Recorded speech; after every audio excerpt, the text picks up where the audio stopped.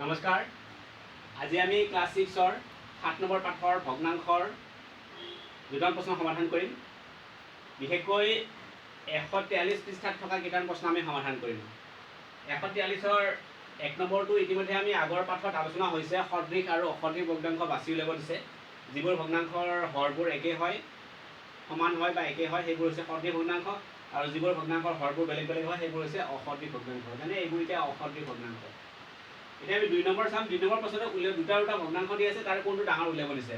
4/3 আৰু 5/2 কোনটো ডাঙৰ উলিয়াব দিছে। এতিয়া আমি এনেধৰণৰ যদি দুটা ভগ্নাংশ থাকে, অসদৃশ ভগ্নাংশ থাকে, অসদৃশ ভগ্নাংশ থাকিলে আমি পোনে পোনে ভগ্নাংশ দুটা চাই আমি নিৰ্ণয় কৰাটো অলপ জটিল।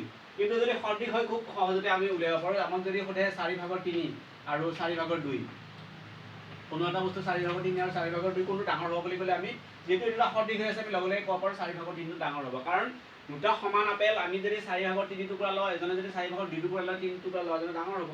গতিকে এইটো আমি সহজতে ক'ব পাৰোঁ। কিন্তু যদি সদৃশ নহয় তেতিয়াহ'লে আমি এই দুটা সদৃশ কৰি ল'ব লাগিব। এতিয়া 4/3 আৰু 5/2 কোনটো ডাঙৰ তাক নিৰ্ণয় কৰিবৰ কাৰণে আমি প্ৰথমতে দুটা সদৃশ কৰিম। সদৃশ কৰাৰ কাৰণে আমি কি কৰিব লাগিব? সদৃশ মানে কি? হৰ দুটা সমান কৰিব লাগিব। অৰ্থাৎ 4 আৰু 5 হৰ দুটা সমান কৰিব লাগিব। 4 আৰু 5ৰ যিটো আমি লসাগু বুলি কওঁ, লঘিষ্ঠ সাধাৰণ গুণিতক বুলি কওঁ, 4 আৰু 5ৰে আটাইতকৈ মানে হৰণ কৰিব পৰা আটাইতকৈ সৰু সংখ্যাটো, সেইটো কোৱা হয় লঘিষ্ঠ সাধাৰণ গুণিতক। 4 আৰু 5ৰে হৰণ কৰিব পৰা আটাইতকৈ সৰু গুণিতকটো হৈছে 20। গতিকে 4 যদি আমি 5 পূৰণ কৰোঁ, 5ৰ লগত যদি 4 পূৰণ কৰোঁ, তেতিয়া দুটা 20 যাব। অৰ্থাৎ 5 4 5 গুণ 20 হ'ব, 5 4 গুণ 20 হ'ব। সদৃশ হৈ যাব এইটো এনেকৈ। গতিকে ইয়াৰ লগত আমি 5 পূৰণ কৰিলোঁ। এই ভগ্নাংশটোৰ লগত সমান ৰাখিবৰ কাৰণে আমি ইয়াৰ লগতো 5 পূৰণ কৰিব লাগিব। ঠিক তেনেকৈ এই ভগ্নাংশটোৰ লগত আমি 4 পূৰণ কৰিলোঁ। এইটোৰ লগত সমান ৰাখিবৰ কাৰণে ইয়াৰ লগতো আমি 4 পূৰণ কৰিব লাগিব। অৰ্থাৎ 2 4 গুণ 8 হ'ল। ঠিক তেনেকৈ 3 5 গুণ 15। এতিয়া আমি যিহেতু ভগ্নাংশ দুটা সদৃশ হৈ গ'ল, আমি ওপৰৰ সংখ্যা দুটা চাই আমি ক'ব পাৰিম কোনটো ডাঙৰ কোনটো সৰু। 20/15 আৰু 20/8। নিশ্চয় আমি ক'ব পাৰিম 20/15টো ডাঙৰ হ'ব। 15টো 8তকৈ বহুত গুণে ডাঙৰ হয়। গতিকে এই ভগ্নাংশটো ডাঙৰ হ'ল, অৰ্থাৎ 4/3টো ডাঙৰ হ'ল। গতিকে আমি ক'ব পাৰোঁ যে এতেকে আমি ক'ব পাৰোঁ 20/15 গ্ৰেটাৰ দেন 20/8। এইটো আমি কি কৰিছিলোঁ?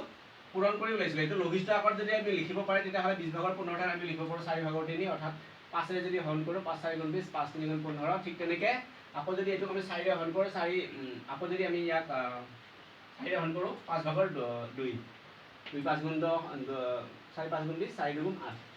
অৰ্থাৎ 4/3টো 5/2তকৈ ডাঙৰ হ'ল। গতিকে আমি সদৃশ কৰি ল'লে আমি উলিওৱাত সহজ হয়। এতিয়া আমি এই যদি 2 নম্বৰটো যদি যাওঁ, 2 নম্বৰ যদি কৰিবলৈ যাওঁ, তেতিয়াহ'লে আমি কোনটো সদৃশ কৰিব লাগিব? 8 আৰু 10ৰ আমি লঘিষ্ঠ সাধাৰণ গুণিতক উলিয়াব লাগিব। 2 নম্বৰ কৰিব গ'লে 8/5 আছিলে, ঠিক তেনেকৈ ইয়াত আছে 10/7। এতিয়া আমি হৰ দুটা সমান কৰিব লাগে। 5 পূৰণ 8 পূৰণ, ঠিক তেনেকৈ 7 পূৰণ 10 পূৰণ। হৰ দুটা এটা আছে 8, এটা আছে 10। গতিকে অসদৃশ হ'লে আমি কোনটো ডাঙৰ কোনটো সৰু নিৰ্ণয় কৰাত অসুবিধা হয়। গতিকে আমি প্ৰথমতে হৰ দুটা সমান কৰোঁ। এতিয়া 8 আৰু 10ৰ লঘিষ্ঠ সাধাৰণ গুণিতক কি হ'ব? এতিয়া 8 আৰু 10ৰ লঘিষ্ঠ সাধাৰণ গুণিতক হৈছে 40। কাৰণ 40 সংখ্যাটো 8 আৰু 10ৰে হৰণ কৰিব পৰা আটাইতকৈ সৰু সংখ্যা। গতিকে আমি লিখিব পাৰোঁ 8 5 গুণ 40, 10 4 গুণ 40 হ'ব। 8 5 গুণ 40 হ'ল, ঠিক তেনেকৈ 10 4 গুণ 40। 40/40 হৈ গ'ল, সদৃশ হৈ গ'ল। ইয়াৰ লগত 4 পূৰণ কৰিলে, ইয়াৰ লগত 4 পূৰণ কৰিব লাগিব, ইয়াৰ লগত 5 পূৰণ কৰিলে, ইয়াৰ লগত 5 পূৰণ কৰিব লাগিব। 5 5 গুণ 25, ঠিক তেনেকৈ 7 4 গুণ 28। ইয়াৰ পৰা আমি জানিলোঁ এইটো সংখ্যা ডাঙৰ। 40/28, 40/25, 40/28টো ডাঙৰ হ'ল। গতিকে আমি ক'ব পাৰিম যে এতেকে আমি ক'ব পাৰোঁ, এতেকে 40/25 লেছ দেন 40/28। আৰু যদি এইটো আমি আগৰটো লিখিব লাগে তেতিয়াহ'লে আমি 8/5 লিখিব পাৰোঁ ইয়াৰ ঠাইত। 8/5, এইটো আছিলে 8/5 আৰু এইটো আছিলে 10/7। অৰ্থাৎ 10/7টো 8/5তকৈ ডাঙৰ ভগ্নাংশ। সেইদৰে আমি যদি ডি নম্বৰটো কৰিব লাগে, চি নম্বৰটো ইয়াত হোমৱৰ্ক দিয়া হ'ল। ডি নম্বৰটো যদি আমি কৰিব লাগে, এইটো প্ৰথমতে মিশ্ৰ ভগ্নাংশৰ পৰা আমি অপ্ৰকৃত ভগ্নাংশলৈ লৈ আহিব লাগিব। অপ্ৰকৃত ভগ্নাংশ কৰাৰ পিছতে আমি ইয়াৰ পৰা সৰু ডাঙৰটো বাচিব পাৰিম। গতিকে প্ৰথমতে আমি অপ্ৰকৃত ভগ্নাংশলৈ লৈ যাওঁ। চি নাম্বাৰ ডি নম্বৰ, তাতে আছে 4 সমস্ত 5/3 সমান 4 5 গুণ 20, 20 3 23। ঠিক তেনেকৈ তাৰপিছৰটো হ'ব 5 সমস্ত 7/2 আছিলে। এইটো যদি আমি অপ্ৰকৃত ভগ্নাংশ কৰোঁ তেতিয়াহ'লে 7 5 গুণ 35, 37, 7/37 হ'ল। অৰ্থাৎ এটা আছে 7/37 আৰু এটা পালোঁ আমি 5/23। এতিয়া ইয়াৰ ভিতৰত কোনটো ডাঙৰ কোনটো সৰু আমি উলিয়াব লাগে। অৰ্থাৎ 5/23টো ডাঙৰ হ'ব নে 7/37টো ডাঙৰ হ'ব? এতিয়া আমি এইটো আগৰদৰে আমি সমান কৰি লওঁ, হৰটো সমান কৰি লওঁ। হৰটো সমান কৰিব লাগিলে আমি 5 আৰু 7ৰ লঘিষ্ঠ সাধাৰণ গুণিতক উলিয়াব লাগিব, লসাগু উলিয়াব লাগিব। গতিকে আমি 7ৰ লগত 5 পূৰণ কৰি দিওঁ, 5ৰ লগত 7 পূৰণ কৰি দিওঁ। পূৰণ কৰি দিলে এইটো হ'ব 35, এইটো হ'ব 35। গতিকে এইটো সদৃশ হৈ যাব। এতিয়া ইয়াত 5 পূৰণ কৰিলে ইয়াতো 5 পূৰণ কৰিব লাগিব, ইয়াত 7 পূৰণ কৰিলে ইয়াতো 7 পূৰণ কৰিব লাগিব। গতিকে পূৰণ যদি কৰোঁ এতিয়া আমি 7 5 গুণ 35, 5 3 গুণ 15, 3 18। ঠিক তেনেকৈ এইটো যদি পূৰণ কৰোঁ 7 3 21, 7 2 গুণ 14, 15 16। অৰ্থাৎ এইটো ওলালে 35 ভাগৰ 161, এইটো পালোঁ 35 ভাগৰ 185। গতিকে 185 টো 165 161 ডাঙৰ। গতিকে এই সংখ্যাটো আমি ডাঙৰ পালোঁ। অৰ্থাৎ 7 ভাগৰ 37। গতিকে আমি লিখিব পাৰোঁ যে 7 ভাগৰ 37 গ্ৰেটাৰ দেন আমি পালোঁ 5 ভাগৰ 23। অৰ্থাৎ এইটো কি আছিলে 5 সমস্ত, বা আমি লিখিব পাৰোঁ 5 সমস্ত 7 ভাগৰ 2টো তাতকৈ ডাঙৰ হয়, এইটোতকৈ ডাঙৰ হয়। 4 সমস্ত 5 ভাগৰ 3তকৈ ডাঙৰ হয়।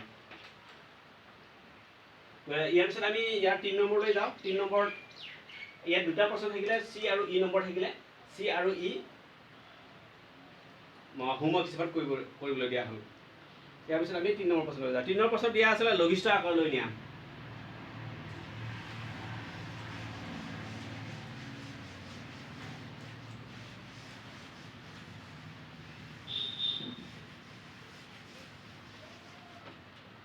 লঘিষ্ঠ আকাৰ মানে সৰু আকাৰ। 3 নম্বৰ সমাধান আমাক কৈছে যে লঘিষ্ঠ আকাৰ উলিয়াব দিছে। লঘিষ্ঠ আকাৰ মানে সৰু আকাৰ। ইয়াতে আমি প্ৰথমতে 2 নম্বৰটোই কৰোঁ। 1 নম্বৰটো হোমৱৰ্ক দি দিম, 2 নম্বৰটো 3 নম্বৰ 2। 3 নম্বৰ 2ত এটা দিয়া আছে 64 ভাগৰ 40 আৰু এটা দিয়া আছে 120 ভাগৰ 96। এতিয়া এই দুটা আমাক কৈছে লঘিষ্ঠ আকাৰলৈ তুলনা কৰা। লঘিষ্ঠ আকাৰলৈ লৈ যাব দিছে, কোনটো ডাঙৰ কোনটো সৰু বাচিব দিছে। গতিকে আমি লঘিষ্ঠ আকাৰ প্ৰথমতে লৈ আহোঁ। লৈ যাওঁ। লঘিষ্ঠ আকাৰ কৰিব লাগিলে আমি সমান সংখ্যাৰে হৰণ কৰিব লাগিব। অৰ্থাৎ আমি 40ৰে যদি 64 যদি হৰণ কি হয়, হৰণ কৰিম আমি 8ৰে হৰণ কৰি অলপ সোনকালে হ'ব। 8ৰে হৰণ কৰিলে পাম আমি 8 5 গুণ 40, 8 7 গুণ 64, অৰ্থাৎ 8 ভাগৰ 5 পালোঁ। ঠিক তেনেকৈ 96 আৰু 120ক আমি হৰণ কৰোঁ। এবাৰতে যদি হৰণ কৰিব বিচাৰোঁ তেতিয়াহ'লে আমি 12ৰে হৰণ কৰিলোঁ, তেতিয়াহ'লে এবাৰতে শেষ হৈ যাব।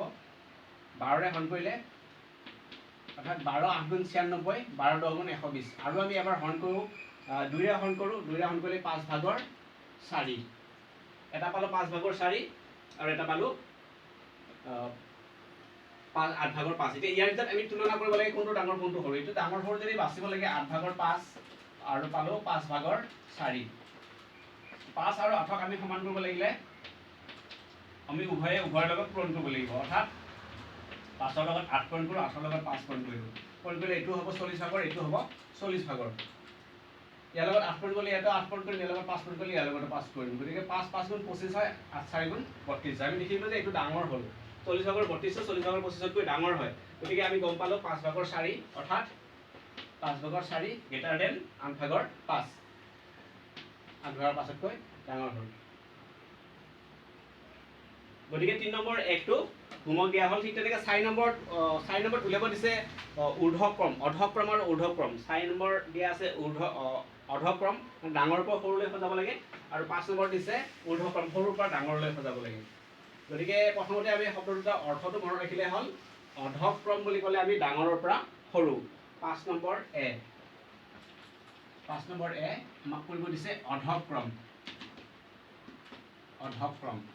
অধক্ৰম বুলি ক'লে ডাঙৰৰ পৰা সৰু। ইয়াত আমাক দিয়া আছে 8 ভাগৰ 3, 16 ভাগৰ 9। আমাক দিয়া আছে 8 ভাগৰ 3, এটা দিয়া আছে 8 ভাগৰ 3, এটা দিয়া আছে 16 ভাগৰ 9, আৰু এটা দিয়া আছে 24 ভাগৰ 10 19, 24 ভাগৰ 19 দিয়া আছে, আৰু এটা দিয়া আছে 4 ভাগৰ 1। এইকেইটা আমি ডাঙৰৰ পৰা সৰুলৈ সজাব লাগে। এতিয়া আমি দেখিছোঁ যে ইয়াৰ যিকেইটা হৰকেইটা বেলেগ বেলেগ আছে, অৰ্থাৎ অসদৃশ ভগ্নাংশ। গতিকে আমি প্ৰথমতে সদৃশ কৰি লওঁ। সদৃশ কৰিব লাগিলে আমি এই 4টাৰে লঘিষ্ঠ সাধাৰণ গুণিতকটো উলিয়াব লাগিব। অৰ্থাৎ ইয়াত আমি 8 16 24 আৰু 4ৰ লঘিষ্ঠ সাধাৰণ গুণিতক। এনেকৈ যদি 3 4টা সংখ্যা থাকে তেতিয়াহ'লে আমি এইকেইটা হৰণ পদ্ধতিত লঘিষ্ঠ সাধাৰণ গুণিতক উলিওৱা সহজ হয়। 8 16 24 আৰু 4। এইটো আমি ছুটি হৰণৰ নিয়মত আমি লঘিষ্ঠ সাধাৰণ গুণিতক উলিয়াওঁ। আমি দেখিছোঁ গোটেইকেইটা 4ৰে হৰণ যায় 4 দুগুণ 8 4 4 গুণ 16 4 6 গুণ 24 4 গুণ 4 এতিয়া আমি গোটেইকেইটা 2ৰে হৰণ কৰিব পৰা 2 দুগুণ 2 গুণ 2 2 দুগুণ 4 2 3 গুণ 6 এতিয়া আৰু দুইটাকে হৰণ কৰিব পৰা সংখ্যা নাই গতিকে এটা আমি পূৰণ কৰোঁ 4 দুগুণ 8 8 দুগুণ 16 16 দুগুণ 48 আমি 48 লৈ মিলাব পাৰিম গতিকে 48 পূৰণ কৰিবলৈ 8 6 গুণ 48 হয় ঠিক তেনেকৈ আমি জানো যে 16 3 গুণ 48 হয় ঠিক তেনেকৈ আমি জানো যে 24 দুগুণ 48 হয় ঠিক তেনেকৈ আমি জানো যে 4 12 গুণ 48 হয় অৰ্থাৎ আমি গোটেইকেইটা কি কৰিব পাৰিম 48 48 48 48 হ'ল এতিয়া ঠিক তেনেকৈ ইয়াত 6 পূৰণ কৰিলে ওপৰতো 6 পূৰণ কৰিলোঁ ইয়াত 3 পূৰণ কৰিলে ওপৰতো আমি 3 পূৰণ কৰোঁ ইয়াত যদি 2 পূৰণ কৰিছোঁ ওপৰতো আমি 2 পূৰণ কৰোঁ ইয়াত যদি 12 পূৰণ কৰিছোঁ ওপৰতো আমি 12 কৰোঁ গতিকে 12 গুণ 12 পালোঁ 19 দুগুণ 38 পালোঁ আমি 38 পাম 19 দুগুণ 38 ঠিক তেনেকৈ 9 3 গুণ আমি পালোঁ 27 ঠিক তেনেকৈ 3 6 গুণ 18 এতিয়া ইয়াতকৈ আটাইতকৈ ডাঙৰ আমি কোনটো পালোঁ আটাইতকৈ ডাঙৰ পাইছোঁ আমি 48 ভাগৰ 38টো আটাইতকৈ ডাঙৰ গতিকে ইয়াৰ অৰ্ধক্ৰমটো আমি লিখিব পাৰিম এতেকে অৰ্ধক্ৰম কি হ'ব এতেকে এটা আমি তলত লিখিম এতেকে অৰ্ধক্ৰম হ'ব আমি প্ৰথমতে লিখোঁ যে 48 ভাগৰ 38 ঠিক তেনেকৈ ইয়াৰ তলৰটো কোনটো হ'ব ইয়াতকৈ সৰু হৈছে 48 ভাগৰ 27টো তাতকৈ সৰু 48 ভাগৰ 27 তাতকৈ সৰু হ'ব 48 ভাগৰ 18 হ'ব ঠিক তেনেকৈ 48 ভাগৰ 18 আৰু তাতকৈ সৰু হ'ব 48 ভাগৰ 12 48 ভাগৰ 12টো হ'ব তাতকৈ সৰু এইটো হৈছে তাৰ উত্তৰ এইটো হ'ব আমাৰ অৰ্ধক্ৰমৰ উত্তৰ গতিকে ইয়াৰ পিছত 5 নম্বৰ ঠিক তেনেকৈ কৰা হ'ল আমি 5 নম্বৰ বিত আছিলে 5 নম্বৰ এ এইটো 5 নম্বৰ বি হয় 5 নম্বৰ এটো আমি কৰিলোঁ গতিকে বি নম্বৰত দি আছে ঊৰ্ধ্বক্ৰমত সজাবলৈ কৈছে ঊৰ্ধ্বক্ৰমত সজাবৰ কাৰণে আমি একেদৰে উলিয়াব লাগিব তেতিয়া আমি সৰুৰ পৰা ডাঙৰলৈ সজাব লাগিব সৰুৰ পৰা ডাঙৰলৈ হ'লে সেইটো হ'ব ঊৰ্ধ্বক্ৰম আৰু ডাঙৰৰ পৰা সৰু সজালে সেইটো হ'ব অৰ্ধক্ৰম ধন্যবাদ